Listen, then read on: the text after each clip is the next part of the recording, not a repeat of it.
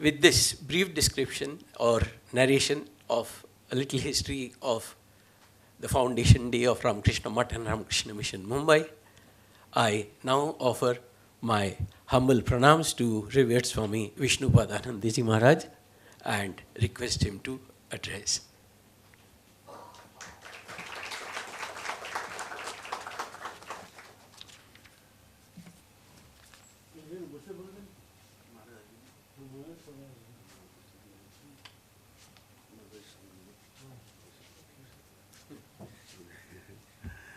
इधर खूब ठीक है। ओम स्थापकाय च धर्मस्य सर्वधर्मस्वरूपिणे अवतार वरिष्ठाय रामकृष्णाय ते नमः।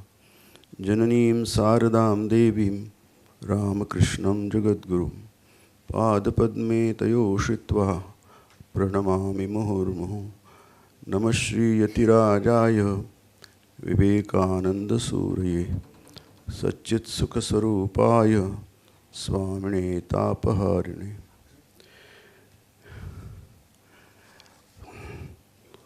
मंच पर उपस्थित स्वामी सत्यदेवानंद जी महाराज, जिन्होंने मुझे आज के इस कार्यक्रम में आमंत्रित किया है, संजय जी, सभी उपस्थित आदरणीय सन्यासी वृंद, आप सभी को हमारा नमस्कार है। और सम्मुख बैठे हुए हैं सभी भक्तवृंद। सत्यदेवानंद जी ने कहा है कि मुझे बहुत से लोग पहचानते हैं यहाँ। शायद एक समय ऐसी बात थी कि मैं यहाँ था लगभग 17 साल, 82 से 97 तक, और उस समय यहाँ रहने के कारण सभी लोग पहचानते हैं। लेकिन प्रकृति का नियम है, वे सब लोग मैं यहाँ नहीं देख रहा हूँ। बहुत ही अच्छे भक्त थे। इतने साल रहने के बाद मुंबई आश्रम में मुझे एक बात बहुत बार बार याद आती है कि हमारे सभी रामकृष्ण मठ और रामकृष्ण मिशन के भक्तगण होते हैं, जो आश्रम से निकट से जुड़े हुए होते हैं, वे अलग ही होते हैं, उनकी अपनी अलग ही पहचान होती है। लेकिन मुंबई आश्रम में मैं सब लोगों को बोलता था, मैं अपने मन में नहीं रखता था, उसको मैं व्यक्त भी करता था कि मुंबई के आश्रम के भक्तगण बहुत ही स्पेशल हैं। तो वैसे छत्रपति संभाजीनगर के भक्तगण स्पेशल नहीं है, ऐसा इसका उद्देश्य नहीं है, वे भी स्पेशल ही है, वे भी बहुत स्पेशल है।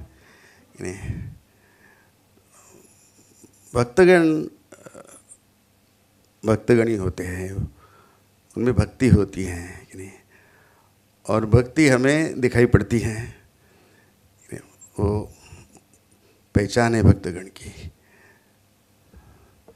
आज का जो विषय है कि श्री रामकृष्ण देव सनातन धर्म के साक्षात प्रतीक है, हमारे सम्मुख है। तो आज का जो विषय है, इस विषय को लेकर हम कुछ बातें कहने का प्रयास करेंगे।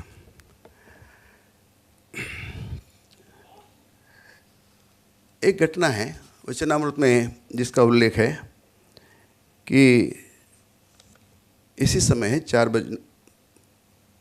बजने का समय है, मास्टर महाशय उसका वर्णन करते हैं। और श्री रामकृष्ण केशव चंद्र सेन जब आते हैं जहाज़ लेकर कलकत्ता से, उस पर बैठ जाते हैं। वो सारा वर्णन है, उसमें हम नहीं जाएंगे, विस्तार है उसमें।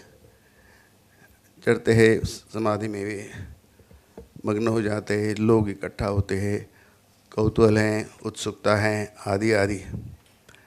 बहुत सुंदर वर्णन है श्री राम कृष्ण देव का कि वे किस प्रकार से एक आदर्श सन्यासी हैं, उनको देखकर आदर्श सब विरक्ति हैं, संसार से कोई लेना देना नहीं है। और साथ साथ संसारी लोग जैसे होते हैं वैसे भी उनका है। वो तो पलंग पर सोते हैं, लाल घाटी धोती पहनते हैं, शर्ट पहनते हैं, पैरों में मोजे हैं, सॉक्स हैं, जूते भी हैं, ये सब है, लेकिन संसारी नहीं है। ऐसा उन्होंने ये मास्टर महाशय जो वर्णन कर रहे हैं वह है। तो भाव यहाँ से वहाँ तक सब सन्यासी का है, इसलिए लोग उनको परमहंस कहते हैं। अब जहाज कलकत्ता की ओर चल रहा है, तो उसमें जो वर्णन है, वैसे आप सब जानते हैं कि मास्टर महाशय के लेखनी एक अद्भुत लेखनी थी। जो वर्णन करते हैं वो जीवंत वर्णन करते हैं, जैसा का वैसा, और उसमें कुछ काव्य भी होता है कि नहीं। तो वो तो हम देखते हैं कि उसमें जो एक गेयता होती है, कविता में गेयता होती है, गद्य में वह नहीं होती है। तो उसका जो वर्णन है वो कवि मन के थे मास्टर महाशय। तो वर्णन करते हैं कि जहाज जब जाता है कलकत्ता की ओर तो मंदिर का वर्णन करते हैं, उस देवस्थान का वर्णन करते हैं। उसको भी हम नहीं देखेंगे, लेकिन जो वर्णन है उसका जो समारोप करते हैं, कंक्लूड करते हैं, उसका एक 4-5 वाक्य है, उसको हम देखेंगे। बड़ा सुंदर है।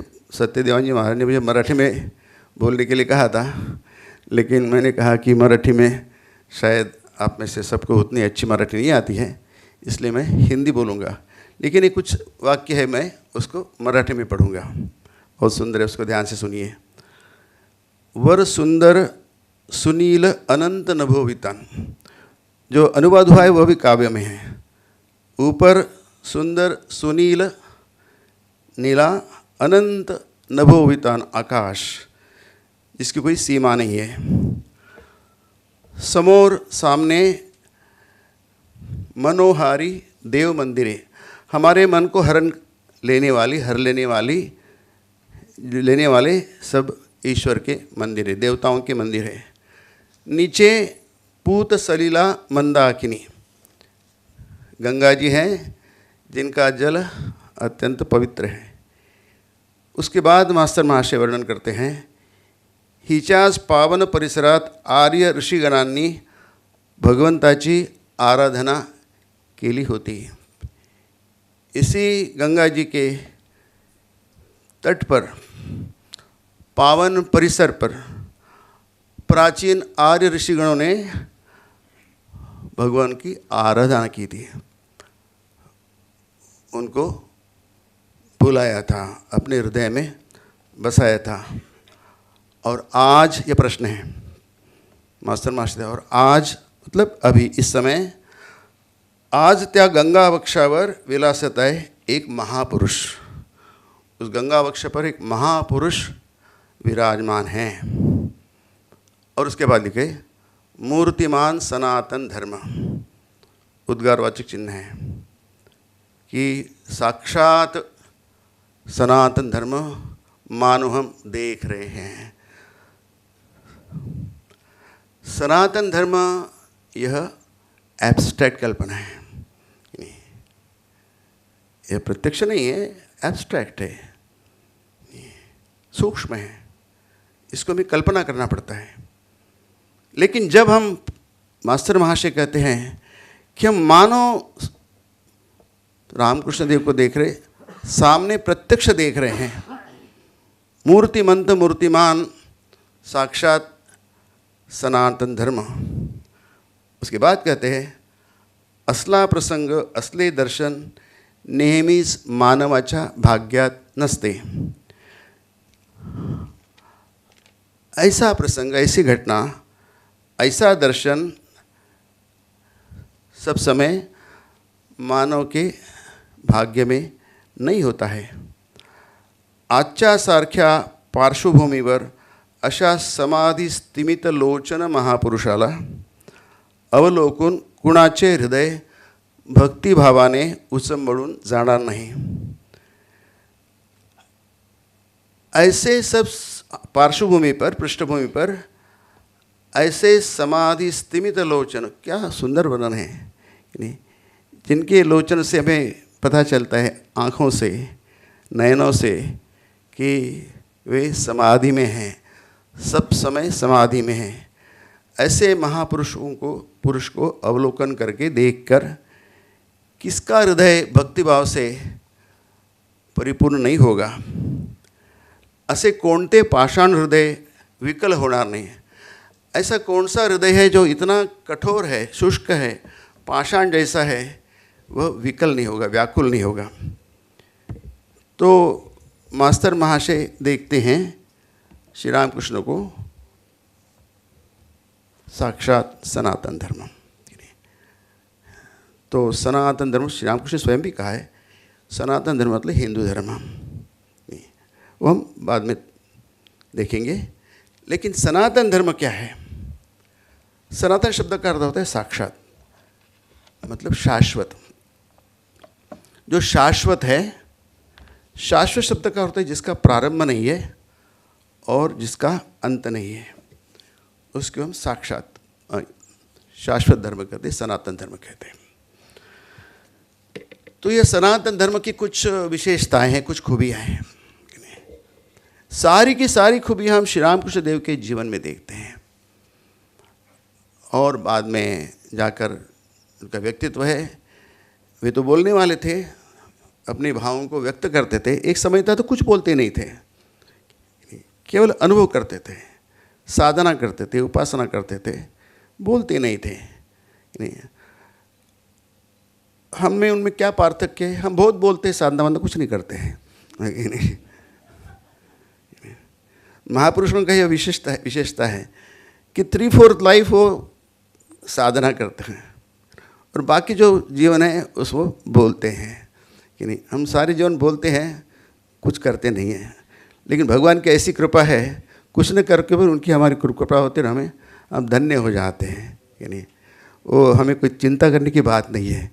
कि नहीं, तो इसलिए श्री रामकृष्ण देव जब बताते हैं नहीं, तो उनका प्रत्येक शब्द, प्रत्येक वाक्य यह ऋषिवाणी है. कि नहीं, अब ऋषियों का धर्म है सनातन धर्म, यह पहली बात वे कहते हैं. बहुत सी खूबी है, कुछ का मैं केवल उल्लेख करूँगा. वैसे ऐसी बात नहीं कि आप जो जानते नहीं हैं. आप श्री रामकृष्ण वचनामृत पढ़ते हैं, बार बार पढ़ते हैं, इसलिए सब बातें आपको पता हैं. लेकिन वे सब बातें आपको अनुभव होनी चाहिए कि उसकी बहुत आवश्यकता है. श्री रामकृष्ण देव का जीवन, उसको पहचानना, उसको समझना बहुत आवश्यक है सभी समय के लिए. लेकिन आज के संदर्भ के लिए एक संस्कृत में धर्मो रक्षति रक्षितः. धर्म हमारी रक्षा करता है. जब हम धर्म की रक्षा करते हैं, वो हमारी रक्षा करता है. हम धर्म की रक्षा नहीं करते, वो हमारी रक्षा नहीं करता है. इसलिए इतिहास काल से लेकर आज तक यदि हमारी रक्षा हुई है तो धर्म को हमने रक्षा किया है, धर्म का रक्षा मतलब पालन किया है, उसको समझा है, तब हमारी रक्षा हुई है. जब धर्म हमारी रक्षा नहीं करता है, इसका अर्थ है कि हमने धर्म की रक्षा नहीं की है. इसलिए यह बहुत ज़रूरी है कि सनातन धर्म क्या है, और हम सनातनी हैं, वैदिक है, हम हिंदू हैं, इसको जानना बहुत आवश्यक है. और इसीलिए श्री रामकृष्ण देव का जीवन जो है वे साक्षात प्रत्यक्ष मूर्तिमान सनातन धर्म है. जैसे कि मैंने कहा कि यह एब्स्ट्रैक्ट कल्पना है, सूक्ष्म कल्पना है, लेकिन ब्रह्म भी सूक्ष्म कल्पना है. ये कल्पना है, सिद्धांत है वो तो, कि उसका कोई आकार नहीं है, ना उसके कोई गुण है, लेकिन वो है. नहीं है ऐसा नहीं, वे हैं, लेकिन जिसके होने के बाद हम उसको पहचान सके ऐसी कोई बात उनमें नहीं है। क्योंकि पहचानने के लिए हमें कोई आकार चाहिए, गुण चाहिए, नाम रूप चाहिए, ऐसी कोई बात नहीं है। फिर भी हमें पहचान, फिर उसके लिए फिर क्या होता है, उसको आकार देना पड़ता है, उसको गुण देने पड़ते हैं। क्योंकि हम जो है मनुष्य है, नर है, मानव है, जिसका उल्लेख गीता में बार बार आता है। हमारे लिए जब तक कोई आकार न हो, जब तक कोई नाम रूप न हो, तब तक हम उसको ग्रहण नहीं कर सकते। हमारा मन वैसा बना नहीं है, हमारा जो ये बॉडी माइंड कॉम्प्लेक्स है वो वैसा बना नहीं है। वह केवल वही ग्रहण कर सकता है जिसको नाम रूप हो, वही ग्रहण कर सकता है, नहीं तो नहीं कर सकता है। इसलिए जो ऋषियों की परंपरा है कि उन्होंने दोनों इसमें सगुण साकार और निर्गुण निराकार। लेकिन हम बात कर रहे प्राचीन ऋषियों की, वे कैसे थे, सत्यान्वेषी थे। और ब्रह्मान्वेष नमान, ऐसा उपनिषदों में वर्णन है, ब्रह्म का अन्वेषण करने वाले थे। और वे थे ब्रह्म ज्ञान परायणा थे। उनकी इस परायणता केवल ब्रह्म में थी, इसलिए उन्होंने अपना समूचा जीवन इस कार्य के लिए समर्पित कर दिया था। Fully dedicated to realising the truth, abstract truth, जिसको हम ट्रांसेंडेंटल ट्रूथ कहते हैं। स्वामी जी की बहुत सुंदर है, true religion is always transcendental. सही धर्म हमेशा इंद्रियों से परे होता है।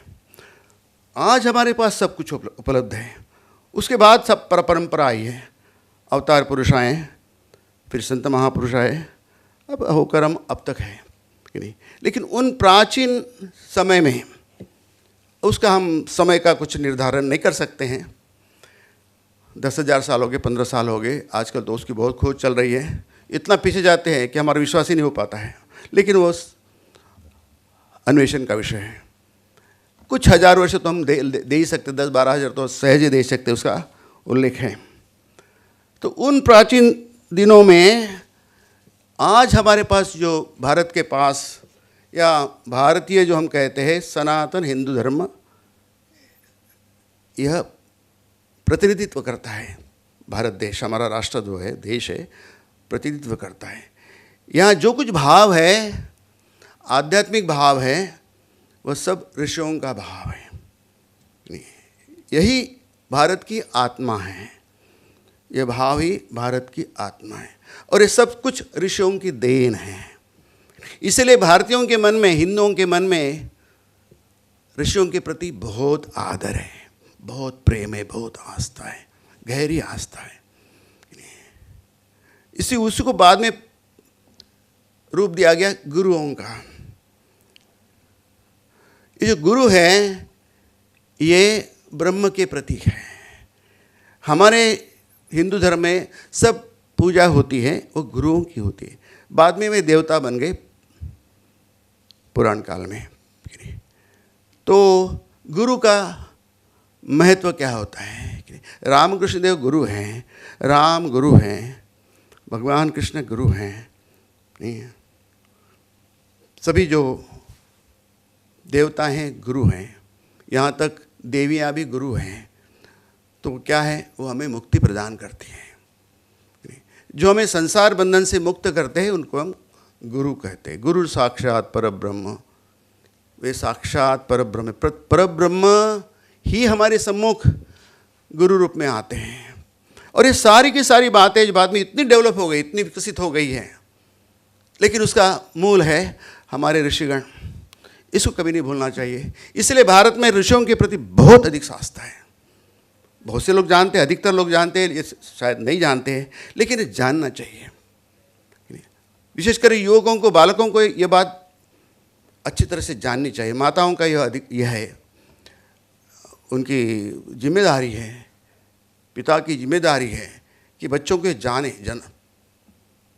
हमारी छोटी बच्चियाँ, छोटे बालक, बालिकाएं, युवक, युवतियाँ, इन सबको ये बात जाननी चाहिए कि हमारा जो सनातन वैदिक धर्म है, यह अन्वेषण का धर्म है, खोजो विश्वास का धर्म नहीं है। यदि स्वामी जी कहते हैं यदि सत्य हैं तो मुझे देखना चाहिए, मुझकी अनुभूति होनी चाहिए कि नहीं।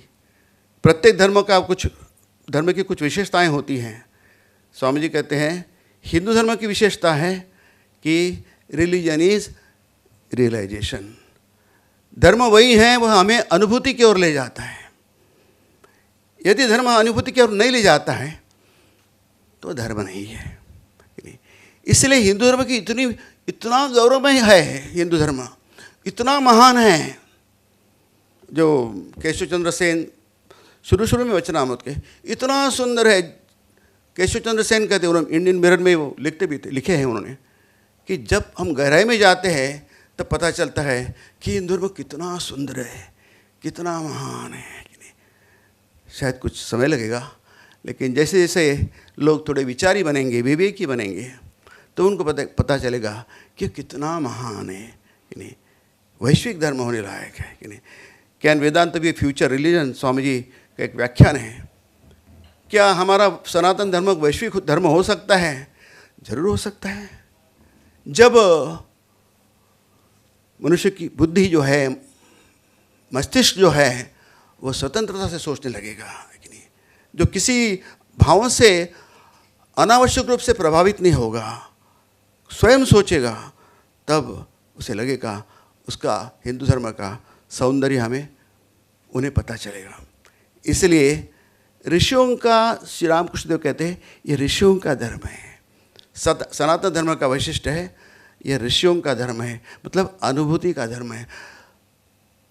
ऋषियों ने अपने को पूरा समर्पित किया, उस शांत भाव श्री रामकृष्ण देव कहते हैं।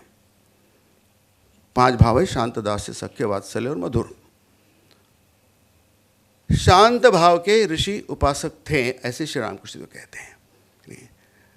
फिर वे कहते हैं कि उसका अर्थ क्या है? इसका अर्थ है कि वे केवल सत्य की खोज में, सत्य का दर्शन करने के लिए केवल उसका ही चिंतन करते थे, उसी के उपासक थे, और उनके मन में कुछ भी नहीं था। वे आगे कहते उनके मन में कोई भोग लालसा नहीं थी, संसार के प्रति उनके मन में कोई आकर्षण नहीं था। मैं बात कर रहा हूँ प्राचीन काल की। अनुष्ठातृणाम कामोद्वादो, ये बाद में शंकराचार्य ने कहा है कि धीरे धीरे धर्म की ग्लानि होती है और फिर धर्म नीचे आता है। इसमें अनुष्ठातृणाम काम, अनुष्ठान जो करने वाले होते हैं, उपासक होते हैं, उनमें काम का प्रादुर्भाव हो जाता है, कामनाओं का प्रवेश हो जाता है। ये तो यह है, प्रकृति का नियम है, ऐसा होता है। हमारे भी जीवन में होता है, मनुष्य के जीवन में भी होता है कि सब कुछ ठीक चल रहा है, कामनाएं आती, सब इधर उधर हो जाता है, बिखर जाता है। लेकिन प्राचीन काल में श्री रामकृष्ण देव कहते हैं कि उनमें कामनाओं का प्रादुर्भाव नहीं हुआ था। बहुत प्राचीन काल की बात, उनको ब्रह्म ज्ञान हुआ था, ऐसे श्री रामकृष्ण देव कहते हैं। ब्रह्म ज्ञान का अर्थ क्या है? एकत्व का अनुभव। स्वामी विवेकानंद जी कहते हैं संसार को वेदांत ने या सनातन धर्म ने क्या सिखाया? Oneness of the universe. सब कुछ एक है, एकम एव, केवल एक और एक ही है, न अद्वितीयम न द्वितीयम, दो नहीं है। यह अनुभूति ऋषियों को ही थी, और हम श्री रामकृष्ण देव को देखते हैं, यह अनुभूति में ही वे डूबे हुए थे। हमको पता नहीं चलता, हमारे जैसे हैं, बोलते हैं, बात करते हैं, हंसते हैं, हंसी मजाक करते हैं, लेकिन जो अनुभूति है उसमें थोड़ा सा भी व्यवधान नहीं होता है। नहीं, घटना है कि श्री राम जो बोल रहे हैं, अचानक एक बच्चा, छोटा बालक प्रवेश करता है जहाँ सत्संग चल रहा है, और उसके पहले एक भक्त ने जलेबी की एक छोटी टोकरी उनको भेंट दी है। तो श्री रामकृष्ण देव उस टोकरी को बाजू में रख देते हैं। बालक स्वभाव, मास्टर महाशय कहते हैं, जैसा बालक करता है कि कुछ रख देता है और फिर वो सोचता है कि दूसरा आएगा उसको खा जाएगा, तो उसको शेयर नहीं करना चाहता, तो श्री राम कर दिया। और फिर ऐसा करते करते करते वो समाधि में चले गए। वो सुंदर वर्णन है वो। नहीं, सब समय वे उस समाधि भाव में मग्न रहते थे। ऐसा कोई क्षण नहीं था, पल नहीं था उनके जीवन में जब उनमें वह अनुभूति का कुछ अंश में अभाव हो। तो यह दर्शाने के लिए हमें ऋषियों की ओर ले जाते हैं कि ऋषियों को ब्रह्म ज्ञान हुआ था। यह ब्रह्म ज्ञान की अनुभूति ऋषियों की अनुभूति है और वो परंपरा से अनेक लोगों को हुई है। स्वामी जी कहते उन प्राचीन काल में भी ऐसे लोग थे, उनको अनुभूति हुई है। अभी भी ऐसे लोग हैं जिनको यह अनुभूति हैं और आगामी भविष्य में भी ऐसे अनेक लोग आएंगे कि जिनको यह अनुभूति हुई है, होगी। इसका अर्थ है यह अनुभूति यदि अत्यंत विशेष है, अनूठी है, कठिन है, परिश्रम से प्राप्त होने योग्य है, फिर भी वो होती हैं। यह हमें श्री रामकृष्ण देव के चरित्र से जितना स्पष्ट दिखाई पड़ता है, ऐसा कोई चरित्र नहीं है जिसे इतना स्पष्ट प्रतीत होता है। उनके जीवन में केवल एक ही अनुभूति का ही प्रादुर्भाव है, अनुभूति संपन्नता है, सब समय ईश्वर की अनुभूति। नरेंद्र आते हैं, दूर से देखते हैं श्री रामकृष्ण देव और वो नरेन आया न कहते कहते समाधि में डूब जाते हैं।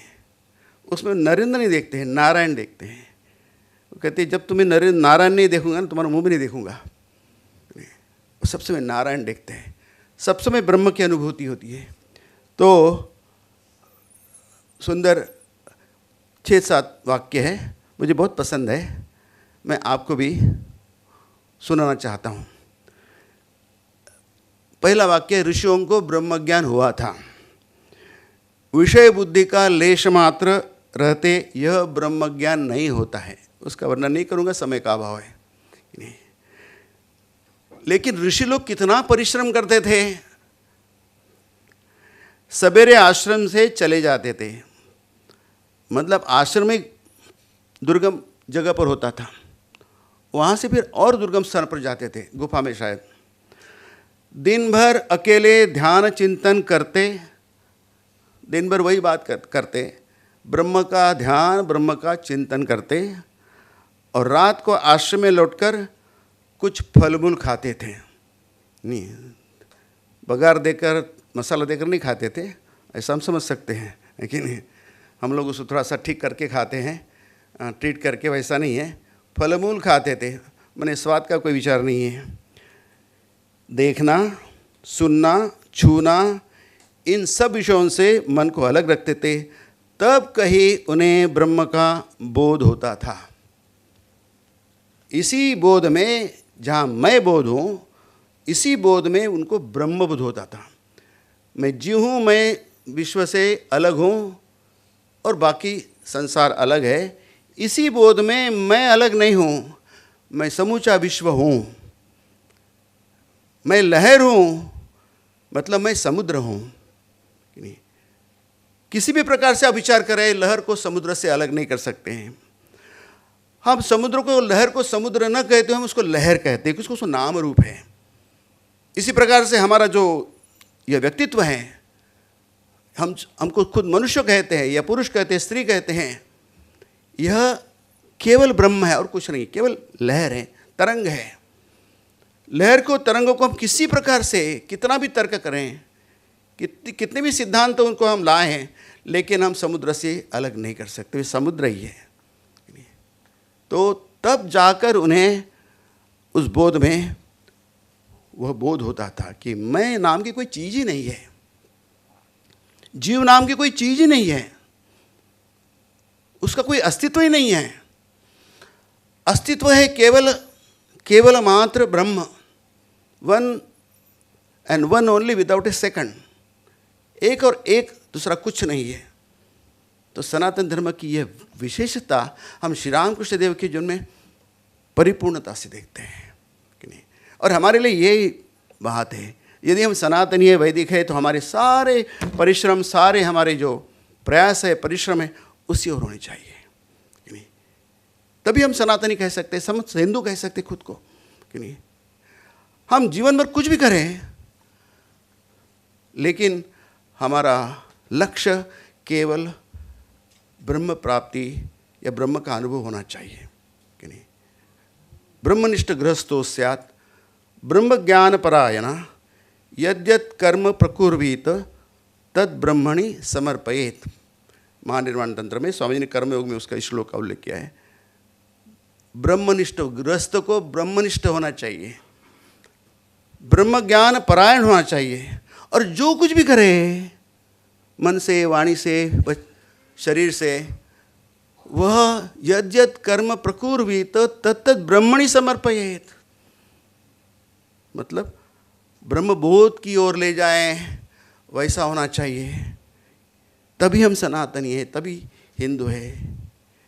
क्योंकि अनुभूति, ब्रह्म की अनुभूति होना, मोक्ष प्राप्ति करना, यही एकमात्र लक्ष्य हिंदू धर्म ने मानव जाति के सामने रखा है। कर्मयोग के प्रथम कुछ वाक्य पाछे वही स्वामी जी बार बार वही बात कहते हैं, घुमा फिरा कर वही कहते हैं कि पौरात्य दर्शन ने हमारे समक्ष यदि कोई बात रखी होगी तो वह केवल मुक्ति और केवल मुक्ति, दूसरी कोई भी बात नहीं रखी है। तो यह जो सनातन धर्म का जो लक्ष्य है, इसलिए श्री राम कृष्ण देव बार बार कहते हैं कि ईश्वर प्राप्ति ही मनुष्य जीवन का उद्देश्य है। इतने स्पष्टता से, इतने जोर शोर से किसी ने बात नहीं कही है। क्या भगवान का दर्शन हो सकता है? निश्चित हो सकता है। तुम 100 बार यदि मुझे प्रश्न करोगे तो मैं 100 बार उसका उत्तर दूंगा। निश्चित रूप से हो सकता है, उसके साथ बात की जा सकती है, आप सुन सकते हैं, उनको देख सकते हैं। जैसे विवेकानंद जी ने पूछा था कि आपने इसको देखा है? निश्चित रूप से देखा है कि नहीं, मैं तुमको भी दिखा सकता हूँ। इतने स्पष्ट रूप से शायद आध्यात्मिक इतिहास में ऐसी कोई बात हम सुनते नहीं हैं। तो यह अनुभूति पर इतना जोर जो ऋषियों ने दिया था। सनातन धर्म के मूल कौन हैं? वे ऋषि हैं। और श्री राम कृष्ण देव हमारे समक्ष एक वे ऋषि हैं आधुनिक काल में कि सनातन धर्म की सारी विशेषताएं उनमें देखते हैं। दूसरी विशेषता है सनातन धर्म की कि जैसे कि मैंने कहा वननेस ऑफ यूनिवर्स, एक है कि नहीं, ततो न विजुगुप्सते, वह दूसरों के प्रति कोई निंदा नहीं है कि नहीं, कोई निंदा नहीं, गाली गलौच नहीं, केवल एक ही धर्म है संसार में कि नहीं। ऐसा एक ही धर्म है पृथ्वी पर जो दूसरों के धर्म में कभी निंदा नहीं करता है। और दूसरों को धर्म को हमारे पास आओ, नहीं तो तुम जहन्नुम में जाओगे, तुम्हारा कोई भविष्य नहीं है, तुम्हारा भविष्य अंधकार में, ऐसा नहीं कहने वाला एक ही धर्म है। बाकी धर्म जोर शोर से कहते हैं, नहीं कहते, उनकी कोई इतनी शक्ति नहीं है। लेकिन पूरे विश्वास के साथ सनातनी, प्रत्येक सनातनी सोचता है कि सर्वे भवन्तु सुखिनः सर्वे सन्तु निरामया। यह केवल कहता नहीं है, लेकिन मन में उसका भाव है, संसार में कहीं भी दुख न हो, सभी लोग ईश्वर के ही ओर जाएं। ये सनातन धर्म का सनातन धर्म की दूसरी विशेषता है नहीं, जो हम श्री राम कृष्ण देखते हैं। स्वामी जी कहते हैं, मैंने अपने गुरुदेव से कभी दूसरे धर्म की निंदा नहीं सुनी, किसी दूसरे मार्ग की। एक दिन स्वामी जी, एक मार्ग था, पंथ है, मैंने साधना पथ है, निंदा कर रहे थे। तो श्री राम कृष्ण ने, अरे तुम उसकी निंदा क्यों करते हो? ठीक है, वो भी एक मार्ग है, कुछ दरवाजे सामने से होते हैं, कुछ पीछे से होते हैं, वो पीछे वाला दरवाज़ा होगा, निंदा क्यों करते हो? तुम्हें समझ नहीं आता, निंदा मत करो। नहीं, हमारे धर्म के प्रति इतनी हमारी श्रद्धा है, उतनी ही उसके उसके धर्म के प्रति हो सकती है। जैसे भाषा है, प्रांत है, पहनावा है, खाना है, सब कुछ है जो हम करते हैं, उसके प्रति हमारा आस्था होती है, प्रेम होती है, अपनत्व होता है। दूसरों के प्रति नहीं होता। दूसरों की भाषा, दूसरों का पहनावा, खान पान, उनको अलग देखते हैं, वो ठीक है, लेकिन उसकी निंदा करना, उसकी अवहेलना करना, उसको भला बुरा कहना, ये बहुत ही बुरी बात है कि नहीं। ये श्री राम कृष्ण देव ने बड़े जोर शोर से कहा है, उनके सभी वचनों देखिए, ये पागलपन है श्री राम कृष्ण देव। और कोई भी विवेकी व्यक्ति जिसमें थोड़ी बहुत सूझबूझ है वो ऐसा कभी कर ही नहीं सकता। जो धर्म दूसरों की निंदा करता है, दूसरों को दूसरी श्रद्धा को नष्ट करता है, नहीं, वो कैसा धर्म हो सकता है? उसको हम कैसे धर्म कह सकते हैं? इसलिए श्री राम कृष्ण देव ने उस पर बहुत खराब, और इतना ही नहीं तो उन्होंने देखा है कि मेरा धर्म नहीं है, मैं उसकी उपासना करने के नहीं, क्योंकि मेरे संस्कार नहीं है वैसे, कि नहीं। यहाँ तक कि वे थे, उनके घर में तो सब राम के उपासक थे, उनके सबके नाम ही ऐसे ही है, राम को लेकर ही है। खुद राम कृष्ण, उनका भी राम है, उनके नाम में भी राम है। लेकिन बाद में मंदिर में काली पूजा उनको करनी थी, उनके पूजक पद पर उनकी नियुक्ति हो गई। उसके बाद वे काली के मंत्र लिया और फिर काली का पूजा की, और उसमें बाद में उस पर काली पर प्रेम करने लगे और काली को ब्रह्म रूप में उन्होंने पाया, अनुभूति की। कोई विरोध नहीं है, कोई कॉन्फ्लिक्ट नहीं है। कितनी अद्भुत बात है, देखिए। और देखा कि हर धर्म में इतना विरोध है, इतनी, तो उसको भी करके देखो। उन्हें सबकी उपासना नहीं, सब पंथों की उपासना थी। उसके बाद में हिंदू धर्म में, सनातन धर्म में इतने पथ है, अंत में उन्होंने अद्वैत पथ की भी उपासना की। कोई अंतर विरोध नहीं है, एकदम इतना स्मूथली। लेकिन ये दिखाई नहीं पड़ता है, और किसी के जीवन में ये दिखाई नहीं पड़ता है। जो हमें पूर्ण रूप से श्री राम कृष्ण देव के जीवन में देखते हैं, वो किसी के रूप देखने इतिहास में नहीं दिखाई पड़ता है। इतने महापुरुष है। भारत तो संतों के, महापुरुषों की भूमि है। यहाँ की चरण रज, या रज जो है पवित्र है, उनसे चरणों के धूल से यह पवित्र बनी है। स्वामी जी ने कहा है ना कि मैं जब लौटा, किसी ने पूछा उनको कि आप अभी इतना देख के, तामझाम देख के, विश्व का, पाश्चात्य का आप देश में जा रहे हैं, तो आप अपनी मातृभूमि कैसे देखते हैं? मैंने पहले तो मैं अपनी मातृभूमि की, मेरी मातृभूमि है, मेरी माँ है, इसलिए मैं उसको प्रेम करता था। लेकिन यह सब यूरोप देखने के बाद, अमेरिका देखने के बाद, पश्चिम देखने के बाद, अभी मुझे लग रहा है कि मेरी भारत माता यह तीर्थ क्षेत्र है। इसका प्रत्येक धूल का कण जो है मेरे लिए पवित्र है। माई इंडिया, स्वामी जी कहते थे। वो केवल कहते नहीं थे, उनको अनुभूति थी। हम उतना प्रेम नहीं कर सकते जिस प्रकार से स्वामी ने देश पर प्रेम किया है। वो भूमि पर प्रेम है और भूमि के भाव पर भी प्रेम है। सब जो इस देश से जुड़ी हुई बात है, सब पर प्रेम है। इसलिए वो अपने विश्व को खुद से अलग नहीं करते थे। लेकिन हमारी भूमि का, देश का, केवल मेरे होने से नहीं है, इसकी अनेक विशेषता हैं जो सारे संसार का उद्धार कर सकती है। सारे संसार में जो अशांति है, हिंसा है, आदि आदि इतने भयानक राक्षस है, उन सबका नाश कर सकते। संशय राक्षस नाश महाश्रम, कि नहीं, सभी बातों से नष्ट कर सकते। इतनी शक्ति, इतना बल, इतनी पावर इस सनातन धर्म में है। और श्री राम कृष्ण देव ने जो दिखाया कि उनके जीवन से, उनके साधना से और प्रत्यक्ष रूप में, और इसलिए जो वो कहते हैं, श्री रामकृष्ण वचनामृत तो उनके मुख से निकली हुई प्रत्यक्ष वाणी है। जैसे गीता है, लेकिन गीता तो सेनयोर उभयोर मध्य, दोनों सेना के बीच में अर्जुन को कही हुई बात है। कई हजार साल हो गए, 5000 साल तो हुए ही हैं, लेकिन अभी भी गीता का महत्व कुछ भी कम नहीं हुआ है। उसका तेज जो है थोड़ा सा भी कम नहीं हुआ है। मैं जब छोटा था तब एक हमारी बहुत बड़ी लाइब्रेरी थी ऐसी ग्रंथों की। एक किताब गीता, उसमें पहले 2-3 पन्ने तक चले गए थे। धर्म क्षेत्र का थोड़ा था, शुरू हुआ था, आखिर तक बाकी जो होते वो सब चले गए थे। तो मैं पढ़ता था।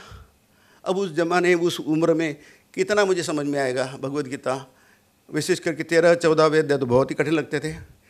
कुछ पता नहीं था, सब सर के ऊपर से चला जाता। अब तो मुझे 13 जो तो बहुत सुंदर है, पूरी गीता ही 11 अध्याय लगता था, और 11 अध्याय बेकार ही सब रखा है, उसमें कुछ नहीं है। 11वें अध्याय क्या है? लेकिन नहीं, आज मुझे लगता है कि गीता का प्रत्येक शब्द हमें रोमांचित करता है। उस समय जब पढ़ता था मैं रोमांचित हो जाता था, और आज भी पढ़ता हूँ तो मुझे लगता है कभी वो बासी होती नहीं है, पुरानी होती नहीं है, वो सिद्धांत पूरे होते ही नहीं है।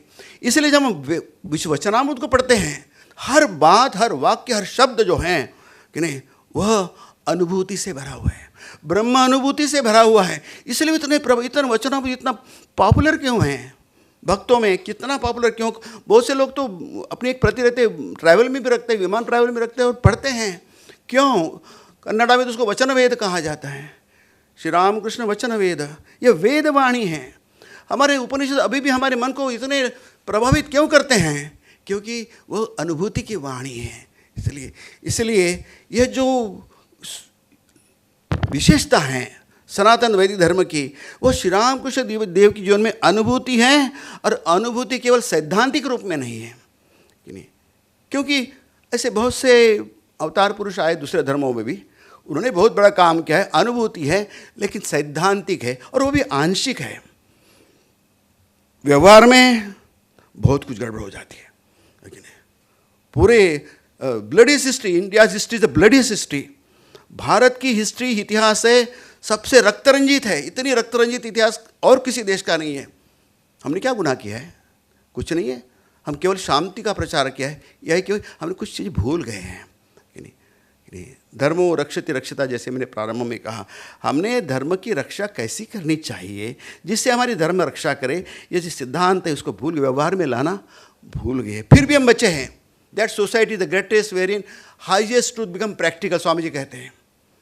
वह समाज सर्वश्रेष्ठ है जहाँ सर्वोच्च सत्य हैं, तथ्य सिद्धांत है, हमारे प्रत्यक्ष जीवन में आते हैं। और ये भारत देश ऐसा है, आप ऐसे हैं कि आपके जीवन में सिद्धांत है। आप इतने अच्छे क्यों हैं? इतने शांत क्यों हैं?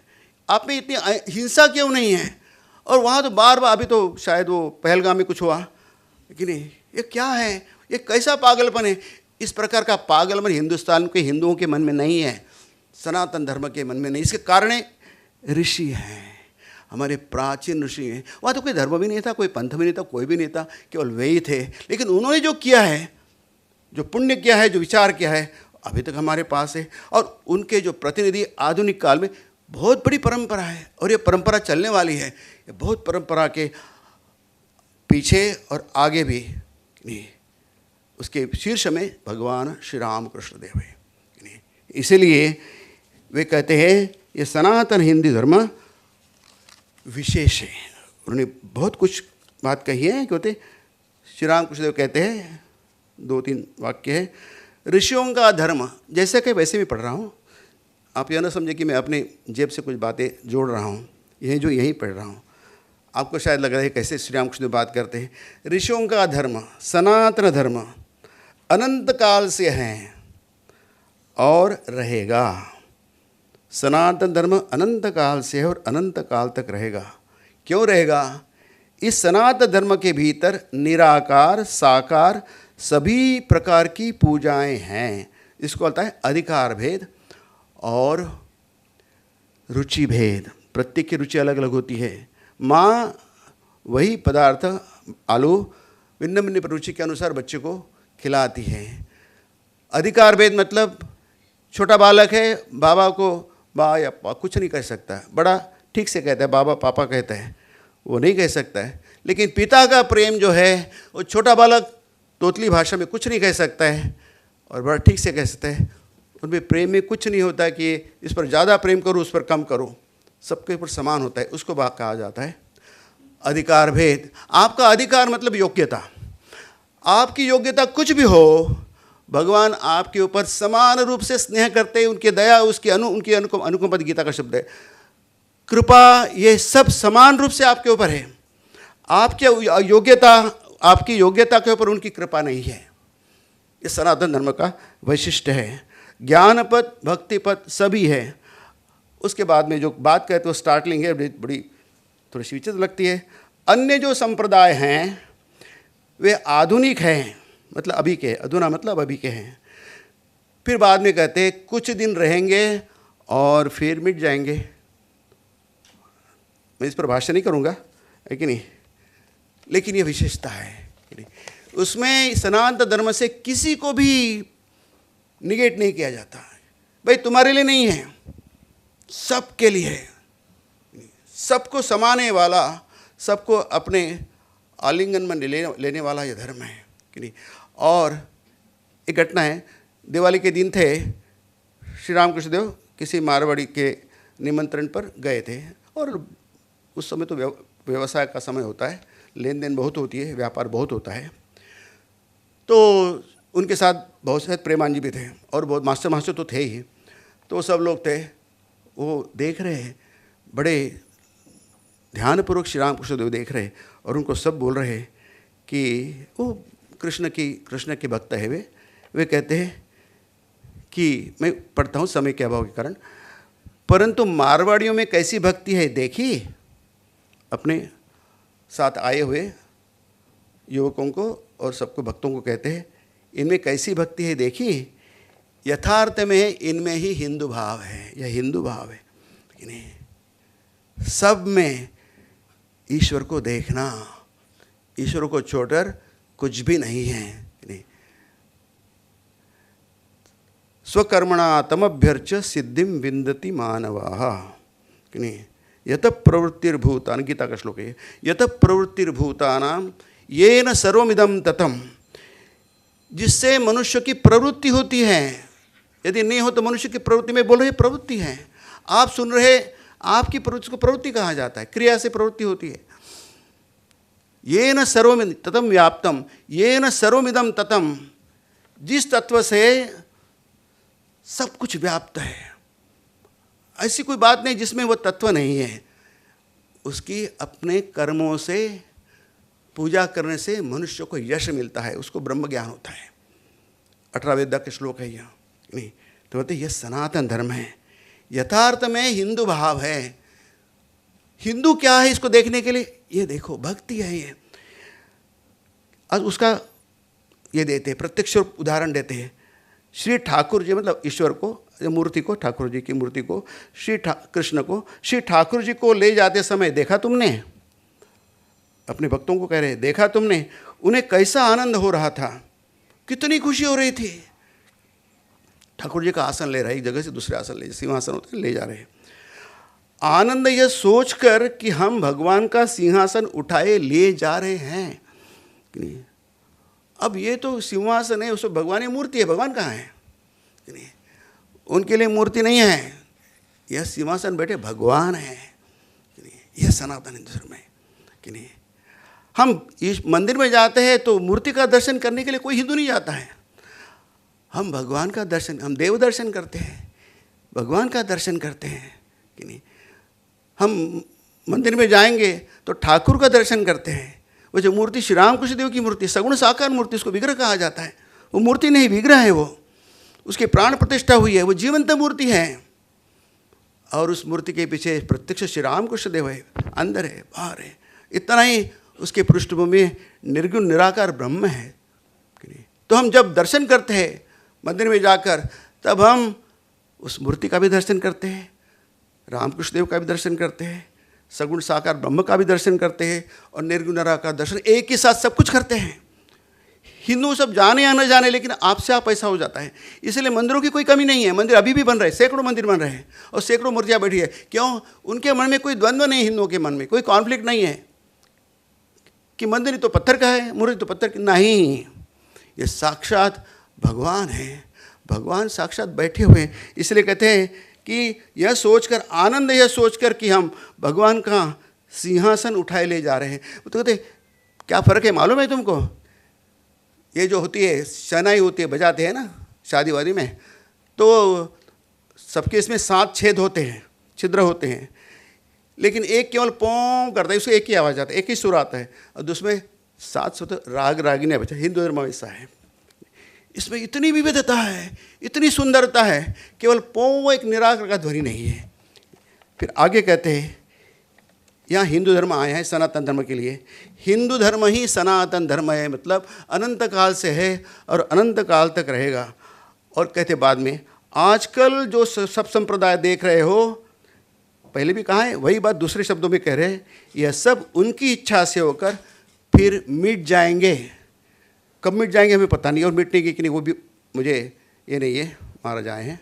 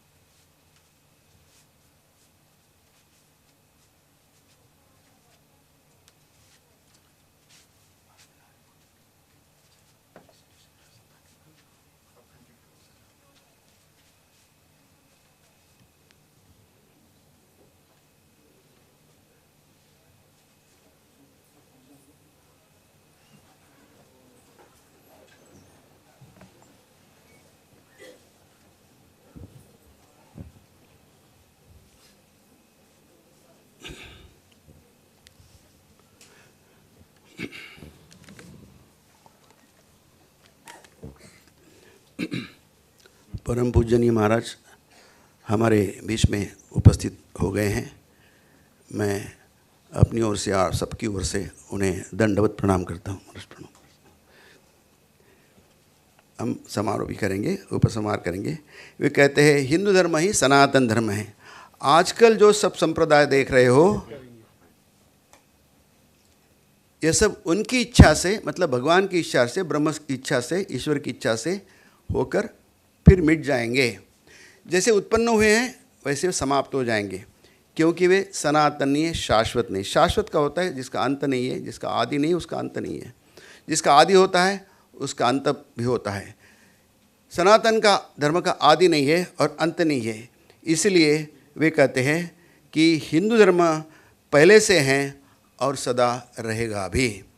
तो आप सब लोग हिंदू धर्म के अनुयायी है, सनातन धर्म के अनुयायी है, तो इसका हम समझे और गौरवान्वित अनुभव करें कि हम ऐसे धर्म के अनुयायी हैं जो ऋषियों का धर्म था, जिसके प्रतिनिधि श्री राम कृष्ण हैं, स्वामी जी हैं, श्री माँ हैं। उनके जीवन में हम सनातन वैदिक धर्म प्रत्यक्ष रूप से देखते हैं। तो मैं श्री राम कृष्ण देव के चरणों में, माँ के चरणों में, स्वामी जी के चरणों में प्रणाम करता हूँ, दंडवत करता हूँ और पुनः प्रसन्न महाराज के चरणों में दंडवत करके मैं अपनी वाणी को विराम देता हूँ। नमस्कार, धन्यवाद।